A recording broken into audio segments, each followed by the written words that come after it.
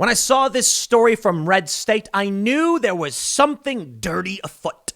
Democrats are currently stealing a House seat in New York. No. Maybe they actually are. A lot of these races haven't been called yet, and now something strange is happening.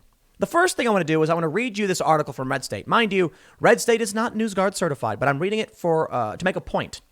They say, while most of the focus has been on the fraud that happened in the presidential election, it's also worth nothing that other Republicans are also getting screwed by sketchy late rushes of Democrat votes counted well after the election has ended. One case has become especially egregious, and it's taking place in New York. The race for NY22 has suddenly flipped to the Democrat by 13 votes. And the story behind how that happened will have you punching walls or face palming, whichever you prefer. They say, yes, a Democrat that was losing by 28,000 votes in a district race has now claimed victory by 13 votes because a Democrat judge stepped in, put his stamp of approval on enough rejected ballots to make it happen. The implications here are just insane. If a single judge can decide, he gets to be the arbiter of which ballots are accepted, even if they were rightly rejected under the law. That opens nearly every close race up to judicial meddling. In the grand scheme of things, assuming the Republican ends up losing here, one House seat isn't a catastrophe. The GOP will still be well positioned to retake the chamber in 2022. But it sends a message that this kind of tampering is acceptable. Hopefully, Claudia Tenney has some other legal recourse here, perhaps appealing this in federal court. I wouldn't begin to assert that I know all her opinions at this point. Well, let's stop. What's the full story? From the New York Post, upstate Democrat Brindisi pulls ahead of GOP challenger by 13 votes. They say the freshman Democrat now leads the Republican opponent, Claudia Tenney, by 12 or 13 votes, according to the latest tallied by local board of election officials in the district. Sources confirmed to the Post. He was down by around 28,700 votes on election night, but has captured a majority of votes through mail-in ballots submitted. Well, that's just strange, isn't it? This process and the integrity of our election are critical to our republic. The judicial review has been fair, open, honest, and transparent, and I remain confident that voters' voices will be heard, wrote Brindisi in a series of tweets. In January, I will be sworn in and continue to work with both parties and stand up to anyone on behalf of all New York's 22nd district. Brindisi was down by a razor-thin 100 to 200 vote as of Tuesday. Nonetheless, the Tenney campaign disputed Brindisi's early declaration. Long story short, this comes down to a judge. A Democrat judge said, why were these rejected? I'll look at them. And then they were not rejected. It does seem like the election is being stolen. But when I heard that a judge was intervening to determine which votes were allowed and which weren't, I said, what's the difference between these other stories where Republicans have had this happen? And what's the difference between a judge intervention in this instance when Donald Trump is trying to get a judge to intervene in his circumstance? Well, for the most part, on the surface, nothing. The difference, however, is that there are abnormally low rejection rates in many of these races. Republicans that are challenging these elections are saying these votes are no good, and Democrats are saying they are good. In this instance, it looks like there were normally rejected ballots that were not good, and a judge reinstated them, thus creating the exact scenario that Republicans have been complaining about. So perhaps this is what it looks like when they threw out ballots they should have and are now trying to walk them back. If they did this in many other districts, Republicans probably would have won. Trump probably would have won. And then Joe Biden would come out and say, these shouldn't be rejected. And that's exactly what would have happened. In the end, this is what I've been talking about over and over again. This is just about power. I don't think anybody is concerned about what is or isn't truly fair. It's about power for me. I don't care if you're a Republican or a Democrat. Everybody wants to win.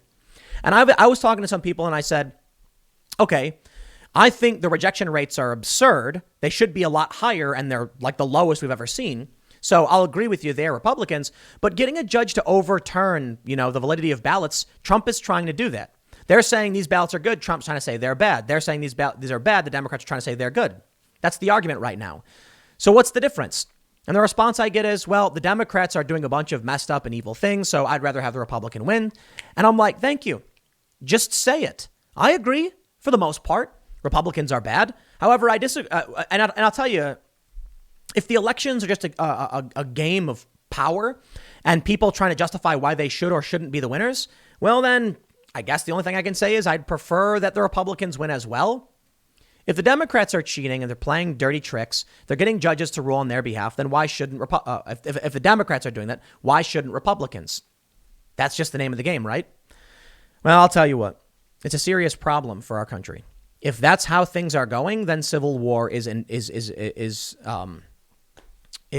guaranteed. If the only thing that's happening is people saying, I demand power, give it to me or else, well, then what do you think is going to end up happening?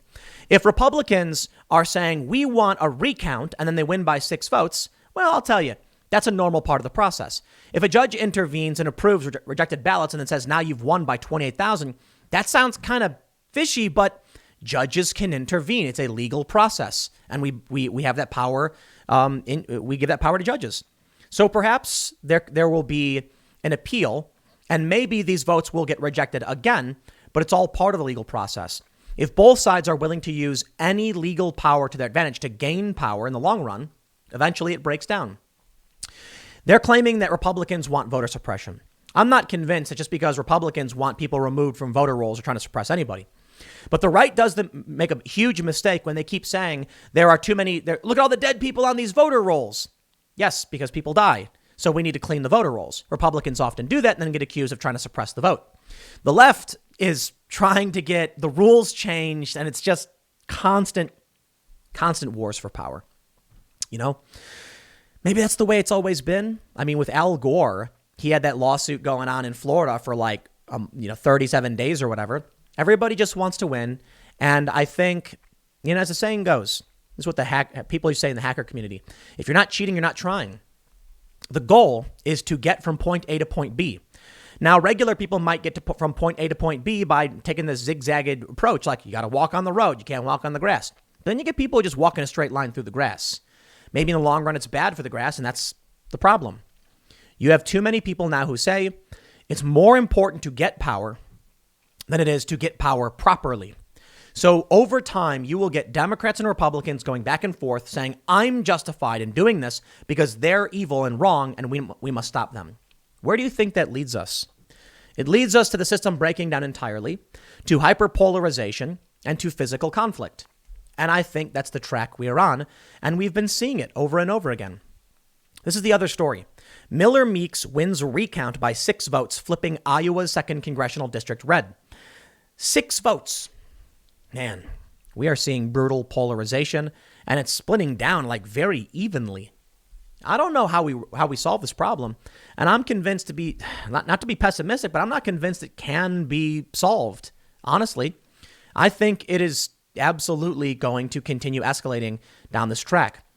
I remember seeing these old videos from back in the 90s where the Democrat and Republican would be on the House floor, the Senate floor, and they'd be yelling at each other, and afterwards they walk over, pat each other on the back, shake hands, and then go eat together. And I was critical of it. I was like, see, they don't really care. But you know what? No, that was a good thing. It was a good thing they would argue and then go and have dinner and talk things through. And that meant that although we had disagreements, we were still one country. We're not one country. It was the CEO of Axios who said on CNN that he was afraid there was going to be a decoupling, that the two different Americas are becoming distinct and they're going to be at odds with each other. And that's going to create a very, very strange world with parallel economies, parallel social media, parallel infrastructure, and potentially conflict. Because you've got tribes. That's it. You've got one tribe look, it's not even about what they believe. I can sit here and talk about policies that I think, I'm left leaning on in terms of economics. It has no bearing on whether or not I'm left or right. People say you're right wing simply for saying there's censorship against conservatives. But that's a fact. That's part of the culture war. You're right wing then. Okay. Even if most of my policy positions are left, it doesn't matter. Tribal allegiance is everything. So if you say there's evidence of fraud, you're right wing. If you say there's no evidence of fraud, you're left wing. That's how the game is played right now, I guess. So in the end, you have an eclectic bunch on the right, people who disagree. They have heterodox views, or they're not even conservatives, but they're still right wing. You have disaffected liberals, people like me. And on the left, you have monolithic thought for the most part. I mean, not really. The Democrats, the resistance types are actually aligned with Antifa, and it's the weirdest thing. To see these socialist types align themselves with the most powerful, wealthy interests is the most psychotic thing I've ever seen. You got Bernie Sanders, the billionaires in this country. Vote for Joe Biden, who's supported by the billionaires. Isn't that funny? The Democrats are the party of the managerial elites and the wealthiest, based on wealthy zip codes donating. People are trying to claim that that's true for Trump. It's not true for Trump. Trump does have the working class, not every single person, but there's a shift occurring. Managerial elites, college educated, social justice warriors, that's Joe Biden. Billionaires, wealthy districts, that's Joe Biden. So this split, nothing seems to make sense. You'd think the left would be pro-working class and anti-establishment. They're not. They're pro-corporation right now, and they've been for years. But my private business. Tribalism. I think we're going to see something like the Troubles in Ireland. Because I think it's funny, the left is too stupid to realize this. When I made a joke about, people demanding their land back like Ireland, and they're like, you're so dumb. And it's like, I've literally been to the peace wall and filmed the video about it. That was the joke, you daft morons. But on one side, you have, they're claiming they're pro-Palestinian. The other side claiming they're pro-Israel. It's like, dude, you're in Ireland. All that matters is if you believe it, I oppose it. And that's where we are. I don't know what that means, whatever. I just think things are falling apart. We'll see. I got one more segment coming up in a few minutes. Stick around and I will see you all shortly.